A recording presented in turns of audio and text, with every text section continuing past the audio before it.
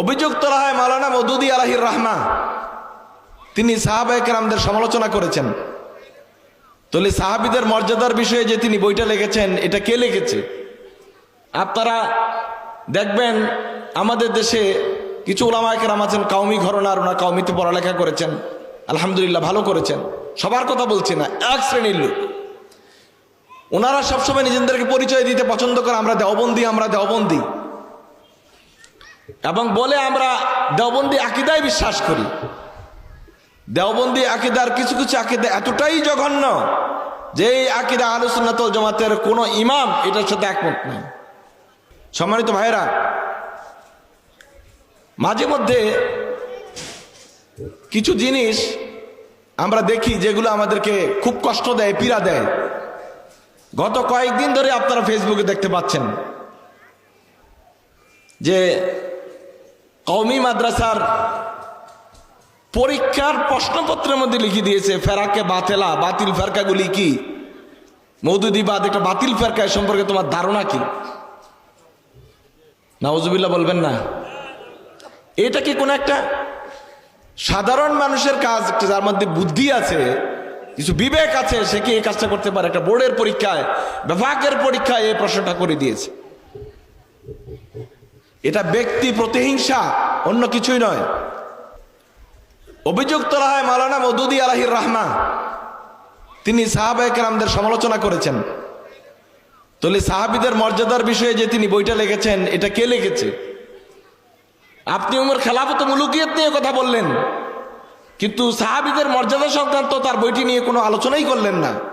তাইলে উনি আপনার তথ্য সন্ত্রাসের শিকার হয়েছেন, আপনার ফতোয়াবাজির বোমায় আঘাতে নিহত হয়েছে।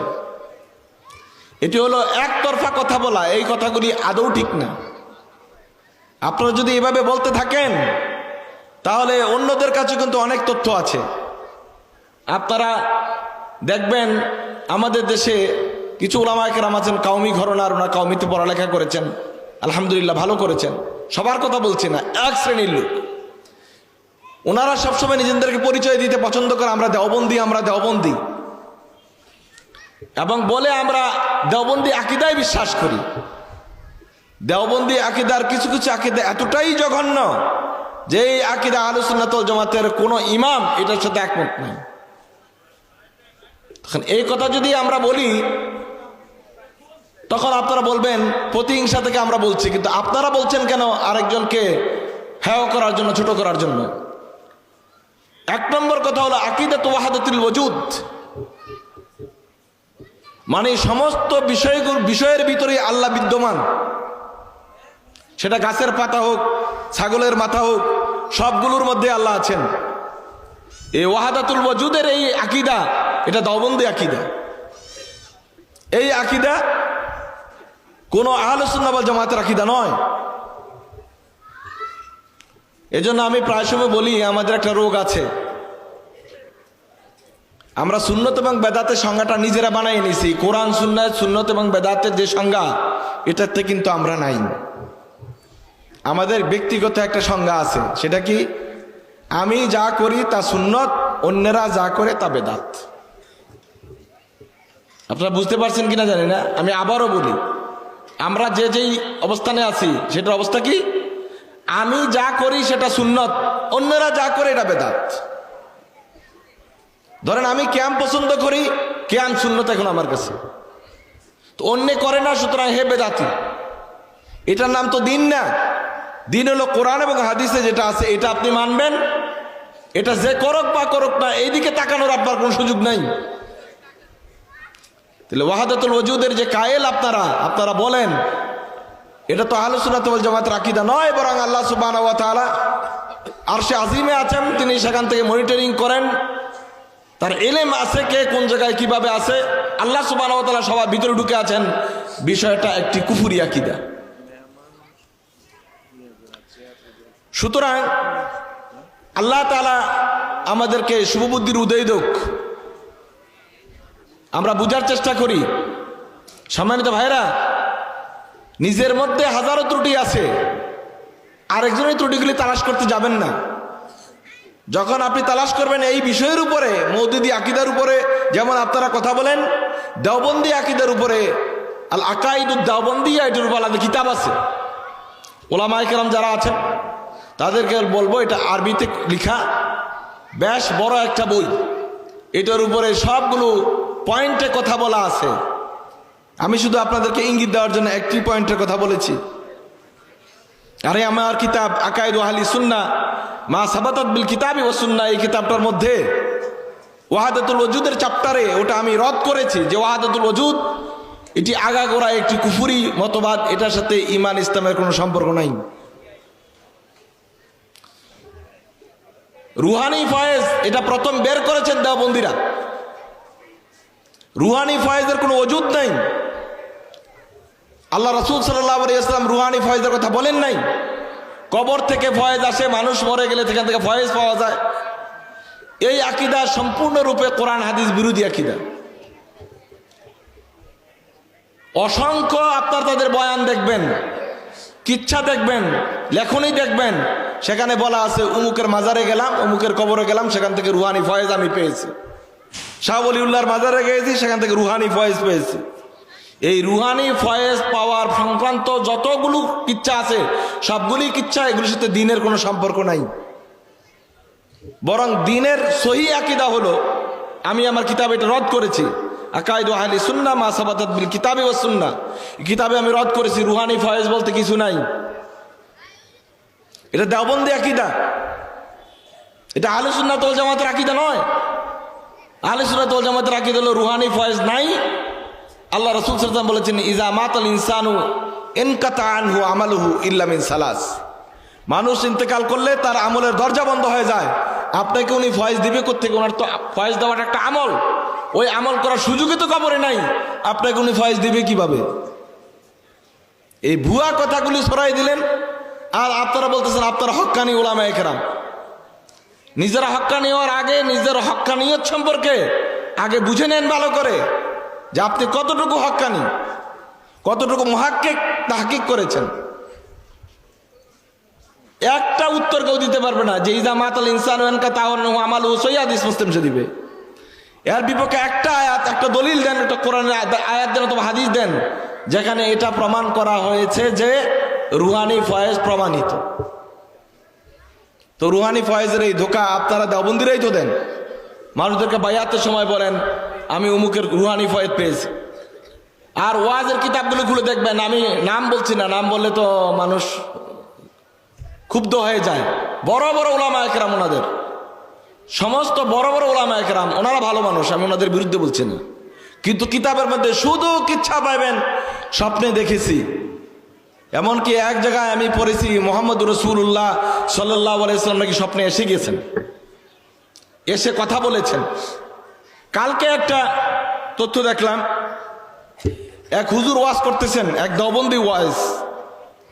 উনি বলতেছেন আব্দুর রহমান জামি রাহিমাহুল্লাহ,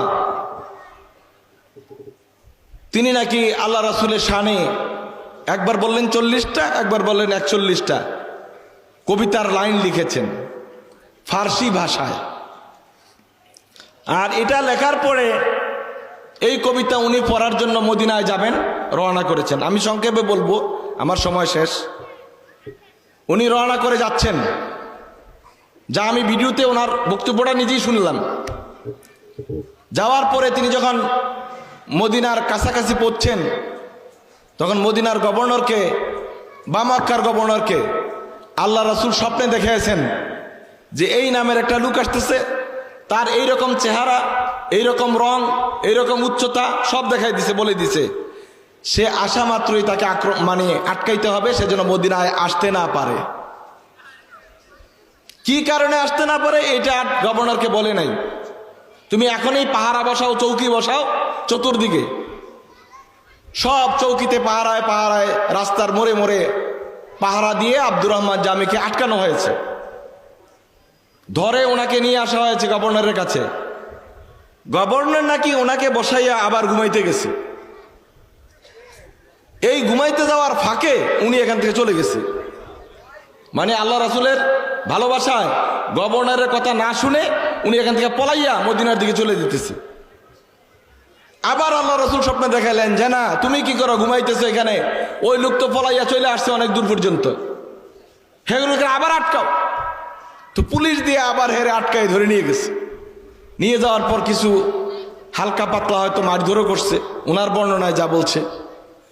এরপর আল্লাহ রসুল আবার স্বপ্নে দেখাইছে, তুমি তাকে মারলা কেন? সে তো আমার, তুমি জানো সে আমার আশেকের রাসূল, আমার আশেক, তারে মারলা কেন? তোমার তো মারতে বলি নাই, তাকে আটকাইতে বলছিলাম। সে এত বড় আশেকের রাসূল যে সে যদি আমার রওজার পাশে এসে সালাম দেয়, তাহলে আমি নবী কবরে থাকা আমার পক্ষে সম্ভব না, আমি কবর থেকে বাইরে তার সাথে মুসাফা করতে হবে। এই হলো ওয়াজ। আপনারা, আল্লাহ আপনাদের উপর রহমত করুক যে আপনারা কেউ সুবহানাল্লাহ কোন না, যে বুঝতে পারছেন ওয়াজটা। সুবহানাল্লাহ কোয়ার ওয়াজ না, এটা কি একটা কথা হলো?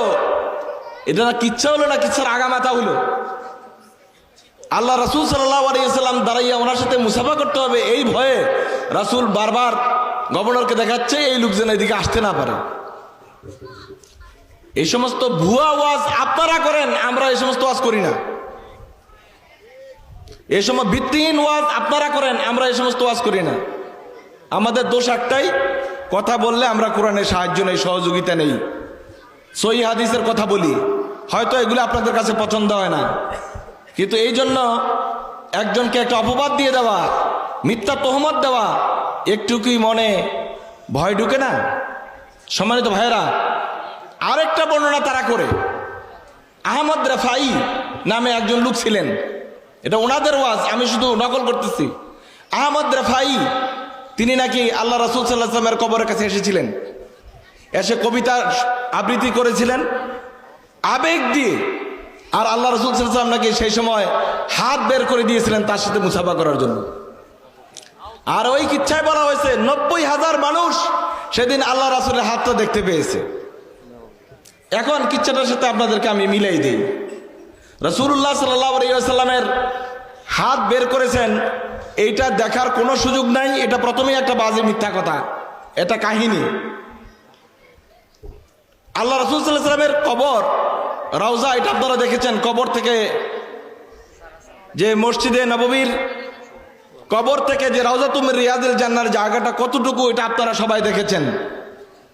কতজন মানুষ সেখানে জায়গা হয়, এটাও আপনারা যারা হজ করেছেন, উমরা করেছেন, তারা দেখেছেন।